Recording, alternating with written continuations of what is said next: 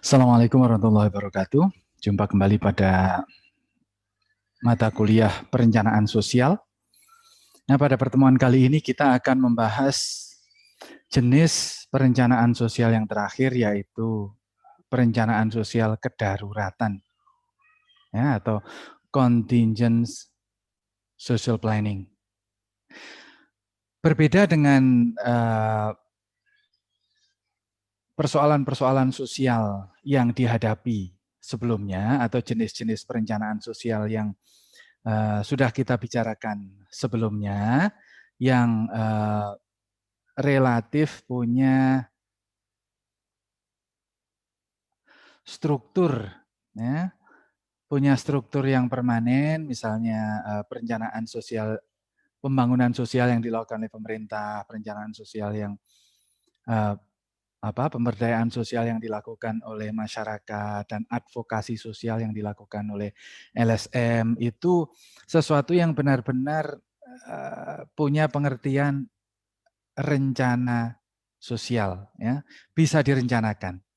Tetapi bentuk yang terakhir ini, yang keempat, itu adalah satu bentuk perencanaan sosial yang tidak bisa direncanakan, ya, karena peristiwanya itu adalah peristiwa-peristiwa yang bersifat spontan, kedaruratan, yang menimbulkan persoalan sosial yang skalanya tidak bisa diprediksi. Ya, ini situasi-situasi sosial yang terjadi karena adanya bencana. Kita akan melihat bahwa bencana itu ada macam-macam. Paling tidak dua yang bisa kita bicarakan, yaitu bencana alam dan bencana sosial. Ya, perencanaan yang keempat ini, ya, berbeda modelnya, berbeda strukturnya, berbeda pendekatannya dibanding dengan jenis-jenis perencanaan yang sudah kita bahas sebelumnya. Ya, jadi respon kedaruratan atau contingency planning, ya, perencanaan yang tergantung situasi, perencanaan yang muncul karena keberadaan situasional. Nah, kalau kita bicara penanggulangan bencana, ya, penanggulangan bencana dalam arti setelah terjadi bencana, kemudian ada korban bencana, baik bencana alam maupun bencana konflik sosial, maka dibutuhkan penyelesaian, ya, dibutuhkan respon. Nah, idealnya memang respon itu dilakukan oleh pemerintah. Ya, tetapi kadangkala pemerintah itu, ya, seperti yang sudah kita bicarakan pada pertemuan sebelumnya, bahwa pembangunan sosial yang dilakukan oleh pemerintah itu sifatnya rasional, sistematis, ya, harus direncanakan dan jangka panjang. Dan harus diingat bahwa kantor pemerintah itu kalau hari libur ya tutup. Ya, jadi misalnya kalau terjadi gempa, ya, atau banjir bandang tiba-tiba terjadi pada hari libur atau pada minggu libur 1 minggu misalnya, ya tentu akan membutuhkan prosedur tertentu, ya, kalau harus mengharapkan respon dari pemerintah. Ya, harus sementara respon yang lebih cepat bisa dilakukan oleh kelompok-kelompok masyarakat. Ya, jadi pengalaman dari teman-teman yang terlibat di dalam respon kebencanaan, kalau misalnya untuk memobilisasi sumber daya baik berupa sarana prasarana, ya, misalnya mobil, ambulan dan lain-lain, obat-obatan, itu kalau instansi pemerintah itu harus ada otorisasi dari pimpinan unit. Kalau responnya dari anggaran milik rumah sakit, ya harus izin dari pimpinan rumah sakit dan lain sebagainya. Dan itu dalam situasi libur tentu pimpinannya tidak ready, ya, sehingga masyarakat ini lebih siap, Ya, dan nanti kalau bencananya itu sangat besar, ini bahkan bantuan-bantuan internasional juga tersedia. Jadi aktor dan anggarannya itu bisa dari pemerintah, bisa dari masyarakat, karena situasinya memang tidak bisa diprediksi. Responnya bersifat darurat, ya, karena tidak bisa direncanakan, meskipun bisa diprediksi atau bisa difahami bahwa bencana alam itu akan terjadi. Ya mungkin bencana-bencana tertentu, misalnya banjir, itu sudah bisa diantisipasi ya, setahun sekali pada bulan-bulan tertentu, meskipun juga tidak mudah karena bulan-bulan tertentu itu mulai di awal musim, di tengah musim, di akhir musim, yang banjir di sebelah mana itu juga tidak bisa sepenuhnya diprediksi. Ya. Bencana gunung erupsi gunung berapi misalnya ya, mungkin gunung-gunung tertentu yang erupsinya itu reguler setiap 10 tahun sekali, 20 tahun sekali, 30 tahun sekali, 100 tahun sekali, itu mungkin bisa diantisipasi, meskipun juga tidak bisa dipastikan letusannya itu sebesar apa, letusannya itu ke arah mana ya. Gunung meletus itu punya dinamika yang unik karena arah letusan, arah lahar itu seringkali berganti-ganti. Sehingga masyarakat yang menjadi korban juga bisa berpindah-pindah. Nah, kalau misalnya Gunung Merapi yang ada di Yogyakarta, kalau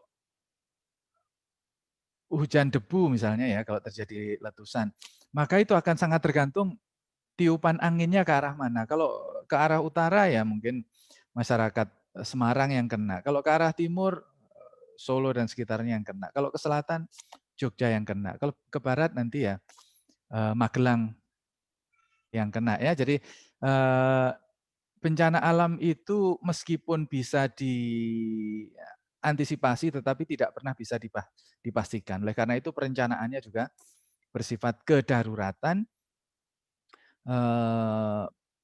melibatkan aktor yang kolaboratif ya, pemerintah, masyarakat, siapa yang punya akses terlebih dahulu. Nah, modelnya kolaboratif ini. Jadi siapa yang datang dulu nanti mereka akan menolong, siapa yang datang kemudian nanti bisa memperkuat. Contoh misalnya dulu ketika ada tsunami ya, tsunami di Aceh yang memakan korban jiwa sampai 200.000 itu luar biasa pada tahun 2004. Saya mengikuti berita pada waktu itu ya. Pagi setelah dilaporkan terjadi gempa dan tsunami, laporan meninggal 1.000, 2.000, meningkat lagi 4.000, tiba-tiba sudah melonjak lagi, sudah belasan ribu, puluhan ribu, sampai akhirnya ada lebih kurang 200.000 korban meninggal. Nah, pada waktu itu pemerintah langsung respon ya, pemerintah lokal di Aceh, karena memang korbannya luar biasa. Tetapi begitu beberapa hari kemudian langsung bantuan masyarakat ini dari seluruh Indonesia, dari seluruh provinsi, relawan-relawan sosial itu datang ke Aceh untuk ikut membantu evakuasi, membersihkan, lalu menolong korban-korban yang hidup maupun yang sudah meninggal. Nah, ini sifatnya kolaboratif. Kalau pemerintah bisa turun duluan, pemerintah duluan, nanti masyarakat menyusul. Kalau masyarakat punya kesempatan duluan merespon ya, pemerintah akan datang kemudian untuk membackup. Jadi bukan tanggung jawab masyarakat saja, bukan tanggung jawab pemerintah saja, dan bahkan bukan hanya tanggung jawab sebuah negara saja. Ya, bencana alam atau bencana apapun itu adalah peristiwa kemanusiaan yang menjadi tanggung jawab semua manusia. Ya. Sifatnya emergensi, kedaruratan. Ya, kedaruratan itu artinya apa? Kedaruratan itu memungkinkan hal-hal yang biasanya tidak mungkin. Ya, menggunakan kantor pemerintah untuk tempat pengungsian misalnya. Biasanya ya tidak boleh, tapi karena darurat harus disiapkan, ya, harus disiapkan situasi-situasi atau simulasi-simulasi seandainya terjadi bencana. Sebagaimana yang mungkin kalau di wilayah di Yogyakarta ya, itu sudah kita sering melihat tulisan titik kumpul. Kalau kita pergi kemana-mana ada jalur evakuasi, titik kumpul itu banyak kita jumpai di tempat-tempat wisata di Yogyakarta. Karena pengalaman masyarakat dan pemerintah Yogyakarta beberapa dekade terakhir ya, terutama gempa bumi tahun 2006, lalu erupsi Merapi tahun 2010, yang korbannya cukup marak ya, dan terjadi di luar kesiapan dan benar-benar tidak terduga. Begitu terjadi gempa, orang kemudian berhamburan kemana-mana, tidak jelas harus berkumpul di mana karena tidak tahu mana tempat yang aman. Ya, lalu ketika terjadi erupsi Merapi itu juga demikian. Meskipun erupsi gunung berapi biasanya didahului dengan gempa erupsi kecil yang kemudian makin membesar, tetapi masyarakat itu punya respon yang berbeda-beda sehingga atau masyarakat yang terdampak bencana itu ada yang santai, ada yang bergegas, ada yang sangat ketakutan. Nah, situasi semacam itu membuat respon itu agak kesulitan karena perilaku masyarakat itu sangat beragam, random. Ada yang berlarian ke sana kemari, ada yang ya santai-santai saja, bahkan diminta untuk mengungsi juga tidak mau. Nah, ini harus dibuat desain emergency kedaruratan. Ya, bagi orang yang panik bagaimana mengatasi, bagaimana orang yang kalem-kalem ya tentu akan lebih mudah. Orang yang ngeyel tidak mau diminta mengungsi ya mungkin diangkut saja. Dipaksa ya, memaksa untuk menyelamatkan orang, ini namanya emergency. Kalau biasanya ya itu namanya menculik, tetapi dalam situasi emergency itu akan diperbolehkan. Ya, demikian juga kalau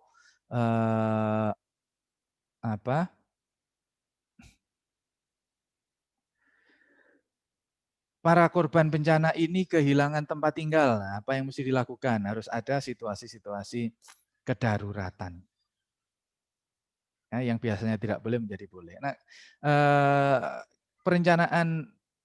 perencanaan sosial yang sifatnya kedaruratan itu punya kelebihan cenderung mendapatkan simpati publik. Ini bantuan itu biasanya akan mengalir deras kalau terjadi bencana alam. Jadi kalau kalian nanti berada di tempat-tempat di mana terjadi banjir ya, sering terjadi banjir, kalian siapkan spanduk ya,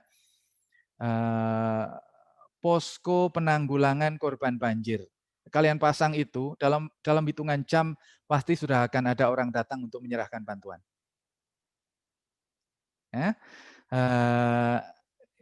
Karena itu tadi, ini situasi kemanusiaan yang setiap orang akan terbebani oleh tanggung jawab. Semua orang akan merasa bertanggung jawab untuk terlibat baik secara fisik, secara sarana prasarana maupun secara finansial. Ya, kelebihannya adalah perencanaan sosial jenis kedaruratan itu mudah sekali mendapatkan bantuan karena memancing simpati publik. Ya. Tetapi juga punya kekurangan tentu saja adalah unpredictable. Ya. Tidak bisa diprediksi. Ya, misalnya apakah bencana itu terjadi ketika misalnya ya gempa yang terjadi di Jogja pada waktu itu terjadi setelah subuh ya menjelang matahari terbit.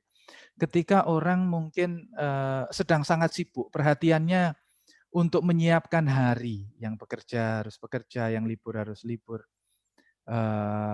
yang beraktivitas sudah menyiapkan, tiba-tiba terjadi gempa dan meluluh lantakkan bangunan, meluluh lantakkan fasilitas-fasilitas yang lain. Orang sama sekali tidak siap. Demikian juga kalau gempa terjadi malam hari, mungkin lebih parah lagi karena situasi menjadi gelap gulita. Tetapi bisa jadi gempa misalnya terjadi di tempat-tempat di mana orang tidak ada orang, ya, hanya merusak fasilitas pabrik yang lagi libur, ya, atau tempat-tempat kantor-kantor yang sedang tidak melakukan aktivitas, yang terjadi bencana, baik bencana alam maupun bencana sosial, konflik, kebakaran, dan lain-lain ya. Situasi-situasi emergensi itu memerlukan respon dan ini semakin hari ya, kembali ke contoh yang tadi ya, pengalaman di Yogyakarta itu menjadikan pemerintah dan masyarakat di Yogyakarta sangat sadar ya, bahwa kalau terjadi bencana apapun, itu harus ada prosedur di mana orang berkumpul. Ya, dicarikan tempat yang aman, mudah terjangkau, dan tidak terlalu jauh dari sarana transportasi. Jadi kalau misalnya orang yang sehat langsung berkumpul, orang yang cedera dibawa ke situ, mudah menjemputnya, mudah membawa fasilitas-fasilitas kedaruratan ke tempat tersebut, gitu ya. Sehingga kalau di Yogyakarta kita akan banyak melihat tulisan titik kumpul dan jalur evakuasi. Nah itu menjadi rekaman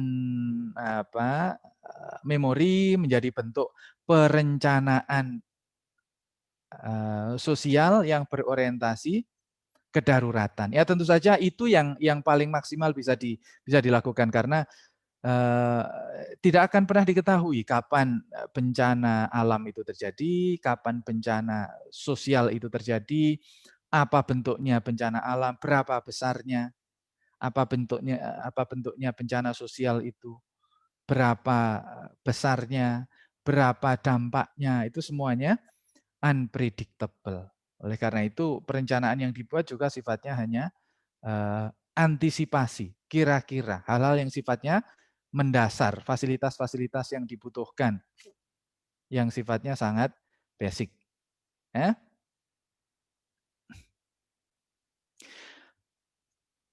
Contoh, nah ada bencana alam. Bencana alam misalnya ini gempa, kemudian ada barak pengungsian, ya, barak pengungsian. Barak pengungsian itu bukan persoalan yang mudah, ya, persoalan yang sangat rumit. Pertama adalah orang itu harus berkumpul di mana? Kapasitasnya maksimal berapa orang? Itu mengendalikan orang itu sangat susah. Harus berkumpul di sana. Orang mungkin berkumpul di sana, tetapi di sana isinya hanya sekian. Terus yang tidak bisa masuk, misalnya ada stadion ya, stadion berkapasitas 10.000 orang, masuk 10.000 orang. Tapi korbannya ada 20.000. Yang 10.000 lagi ditempatkan di mana? Ya, karena antisipasinya hanya untuk 10.000 orang. Ini tentu juga secara mendadak harus dibuatkan tempat. Padahal kalau orang mengungsi itu kan juga hidupnya seperti biasa. Dia harus mandi, mencuci, istirahat, buang air. Ya, 10.000 orang berkumpul di stadion, buang air besar, buang air kecilnya di mana? Nah, itu juga menjadi persoalan. Makanya biasanya kamp-kamp pengungsian itu minimal pasti akan ada penyakit menular ya, penyakit kulit karena jarang mandi atau karena kebersihannya kurang terjaga, atau bisa jadi konflik sosial. Ya, misalnya contoh ada 2 desa atau 2 kelompok masyarakat atau 2 keluarga yang tidak akur. Kemudian ketika terjadi bencana harus berkumpul di tempat yang sama semacam ini. Ya, kita tidak bisa mengantisipasi apa yang terjadi ya. Bisa jadi mereka melupakan konflik di antara mereka selama masa darurat, tetapi juga itu tidak pernah bisa dipastikan. Karena sering tempat-tempat pengungsian atau barak-barak penampungan sementara ini justru memancing atau menjadi tempat munculnya konflik yang biasanya terjadi antara kelompok-kelompok yang memang sudah punya persoalan. Jadi pada awalnya bencana alam lalu menimbulkan bencana sosial tersendiri. Nah ini harus ada perencanaan yang sifatnya mitigatif ya, artinya membuat simulasi-simulasi seandainya, umpama, misalkan terjadi gempa, terjadi banjir, apa yang mesti dilakukan. Nah kadang banjir itu kalau sekarang banjir itu sudah menjadi tren ya, terutama di daerah-daerah perkotaan ya, atau di sekitar perkotaan.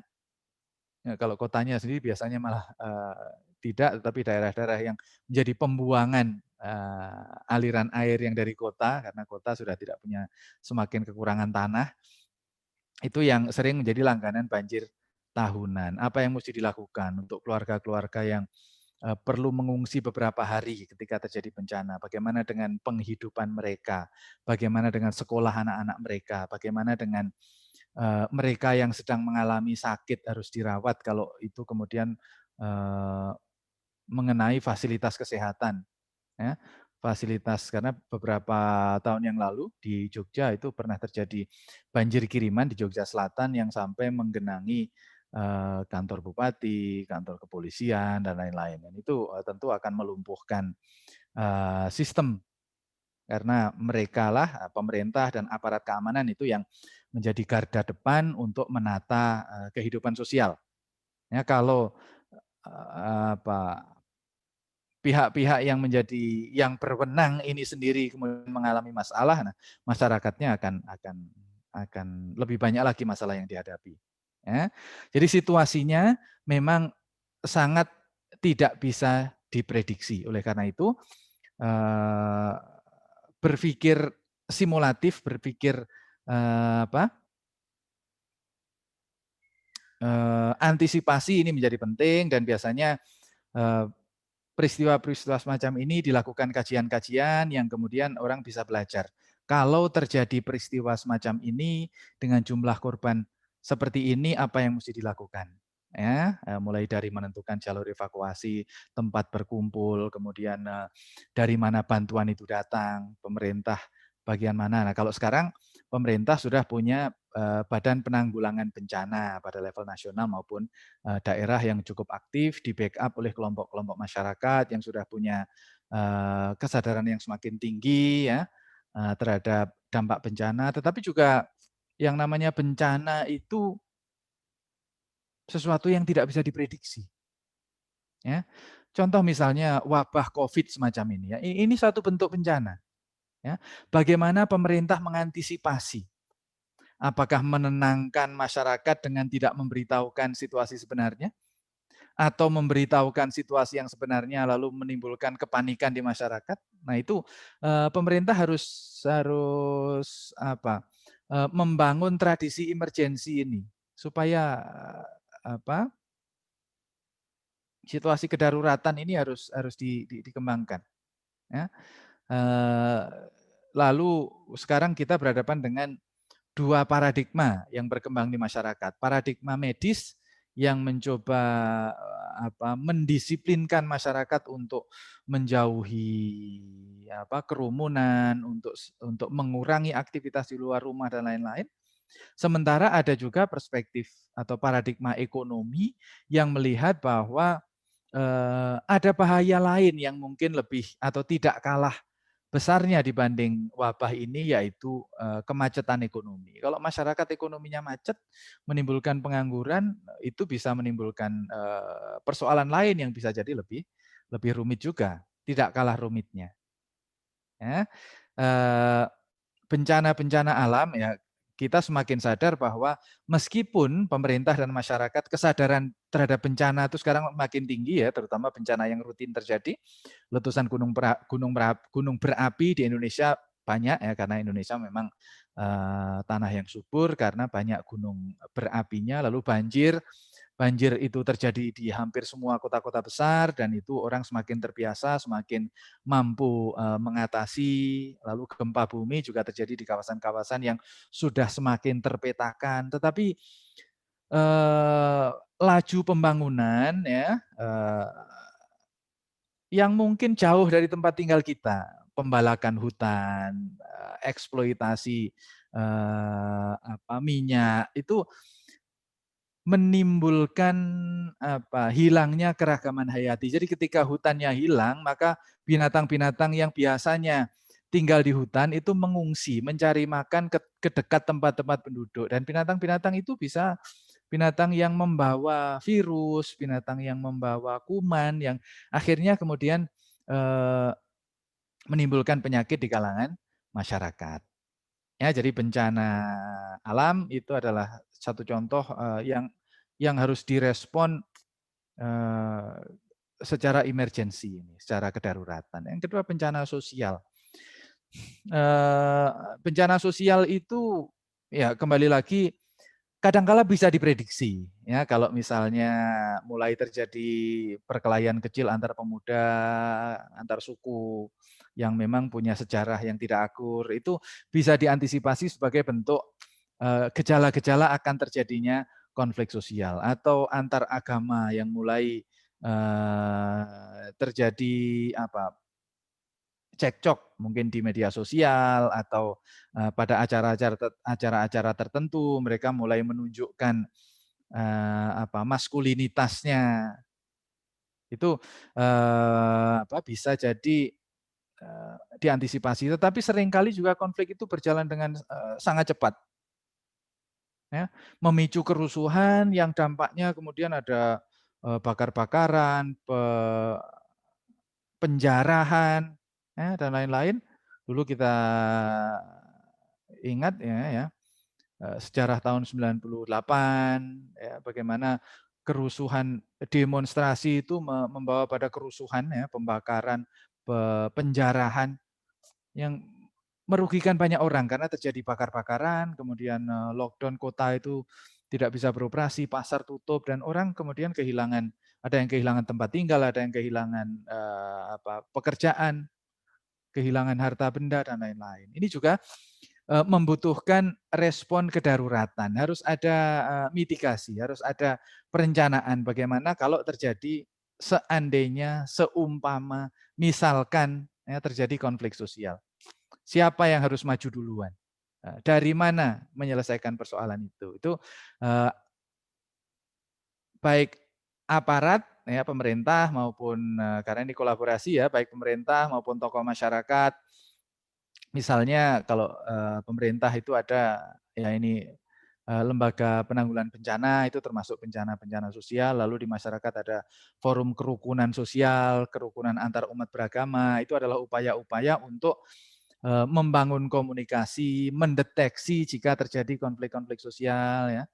Nah, kadangkala dampak konflik sosial itu bukan dari kita, misalnya ada pengungsi dari tempat-tempat lain, dari ada pengungsi-pengungsi dari Timur Tengah, dari Iran, dari Afghanistan yang ingin menyeberang ke Australia. Lalu mereka datang ke Indonesia sebagai pencari suaka. Pencari suaka itu orang yang nggak punya negara, meninggalkan negaranya sehingga tidak lagi punya negara dan menuju negara lain dan dia belum punya negara. Atau pengungsi Rohingya yang menjadi korban konflik sosial di Myanmar. Nah, itu banyak di Aceh, di Riau, ya, masuk ke wilayah Indonesia, dan itu menjadi tanggung jawab pemerintah, tapi juga karena dampaknya ke masyarakat, biasanya masyarakat juga akan dilibatkan untuk merespon hal semacam itu. Ya, jadi inilah bentuk perencanaan sosial yang terakhir ya, yaitu perencanaan kedaruratan yang merupakan respon terhadap bencana. Ada bencana-bencana yang bisa diperkirakan datangnya meskipun tidak sepenuhnya bisa diprediksi letaknya di mana, besarannya di mana ya, tetapi bahwa itu akan terjadi erupsi Merapi ya di dekat gunung berapi pasti akan terjadi, banjir di kota-kota yang selama ini mengalami banjir pasti akan banjir, gempa bumi di tempat yang sudah pernah terjadi pasti akan terjadi lagi karena itu ya siklus ya. Tetapi bencana sosial itu bisa tidak terprediksi. Kemudian bencana wabah seperti Covid sekarang ini itu juga tidak bisa diprediksi. Tapi karena itu merupakan situasi problem sosial yang nyata, maka kita perlu merespon. Ya, respon itu ada respon dari pemerintah, ada respon dari masyarakat, dan itu sifatnya kolaboratif. Ya, demikian pertemuan kali ini yang merupakan pembahasan terakhir dari jenis perencanaan sosial. Ya. Pada pertemuan berikutnya kita akan membahas topik-topik yang lain yang terkait dengan perencanaan sosial. Terima kasih. Assalamualaikum warahmatullahi wabarakatuh.